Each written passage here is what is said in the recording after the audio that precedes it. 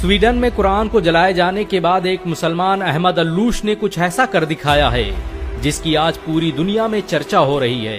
दरअसल कुरान जलाए जाने के बाद स्वीडन के अहमद अल्लूश ने वहां के कोर्ट में एक याचिका दायर की थी कि उसे भी यहूदियों और ईसाइयों की मुकद्दस किताब बाइबिल और तौरात को जलाने की इजाजत दी जाए।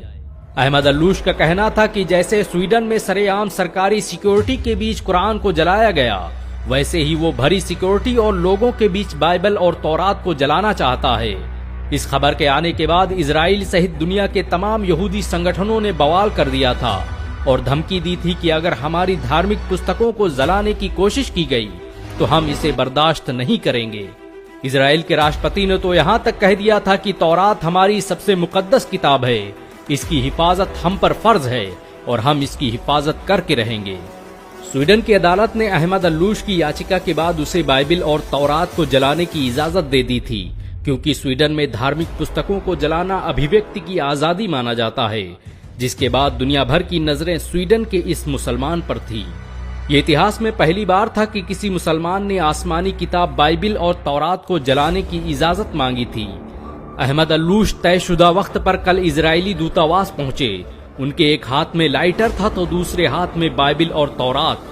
चारों तरफ दुनिया के मीडिया संस्थान और लोग बाइबल को जलाने का मंजर देखने के लिए मौजूद थे। दुनिया भर की निगाहें अहमद अल्लूश के हाथ में मौजूद उस लाइटर पर टिकी थी। लेकिन लोग उस वक्त हैरान रह गए जब स्वीडन के इस 32 साला नौजवान ने लाइटर जमीन पर फेंक दिया और लोगों को मुखातिब होकर कहने लगा कि मैं बाइबल और तौरात को जलाने की सोच भी नहीं सकता। मैं तो बस कुरान जलाने के मामले पर यूरोप, अमेरिका सहित दुनिया के दोगलेपन को बेनकाब करना चाहता था। ये मेरे प्रदर्शन का तरीका था।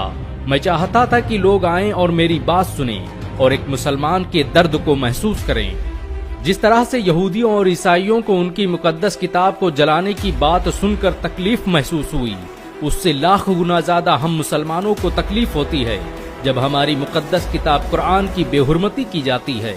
अहमद अल्लूश के पास बाइबिल और तौरात के साथ कुरान भी मौजूद थी। उसने कुरान को बोसा दिया और सीने से लगाते हुए कहा, भला मैं उन किताबों को कैसे जला सकता हूँ जिसकी तस्दीक मेरे कुरान ने की है। मेरा इस्लाम किसी मजहबी किताब को जलाने की इजाजत नहीं देता। अहमद अल्लूश के प्रोटेस्ट के इस अनोखे अंदाज की आज दुनिया भर में चर्चाएं हो रही हैं। यहाँ तक कि यहूदी और ईसाई भी कुरान को जलाने की इजाजत देने पर पाबंदी लगाने की मांग करने लगे हैं। गौरतलब हो कि बकरा ईद के दिन स्वीडन में